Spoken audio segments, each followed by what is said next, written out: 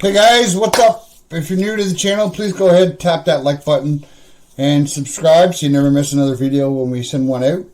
Today we're going to talk about the V6 Camaro and why it's better than getting the 2-liter turbo, so let's get at it. So we're going to go over why the V6 Camaro is worth buying over the 2-liter. Now, if you're going to keep this car short term or lease it or whatever, you know, and you're on a budget, it might be worth buying the 2-liter. But if you're going to keep it long term and you're going to sign, you know, a big financing agreement, you might as well go with the 3.6. The payment, you know, if you're going on a finance payment, it's not a lot more.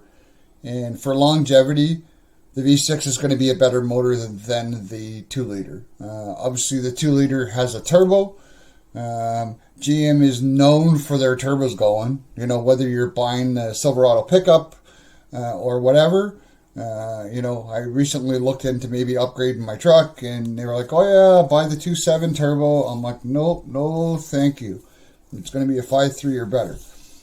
The GM's turbos have been crap for a long time, and then they say, oh yeah, we fixed it, and they haven't fixed it, okay? At least that I've seen, okay? Now, I haven't heard a lot of complaints about the turbos going in the cars specifically, but again, if you're going to keep this car long term, I would go with the V6, right? The 2 liters, I mean, both motors can be tuned, right? If you want to do more to it, but really the 3.6 is better out of the box, okay? And like the 3.6 was SS material back in '02, okay? So, you know, it's not a bad motor. Listen, you know what? I wanted an 8. I couldn't afford an 8. I want, you know, and they only had a 6, obviously, in the 5th gen. I was quite happy with my 3.6.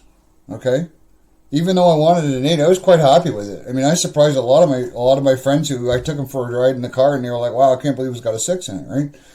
Now the 2-liter, not to take away from it, it's got a decent amount of horsepower to it. But again, if you're going to keep, you know, if you're going to finance this car over 7 years, you know, there's a possibility that in year 5 or 6. You're going to have to replace that turbo, okay? And that turbo is like at the bottom left corner of the motor, which means it's probably likely going to have to be yanked or have to stuff the rad support, everything, right?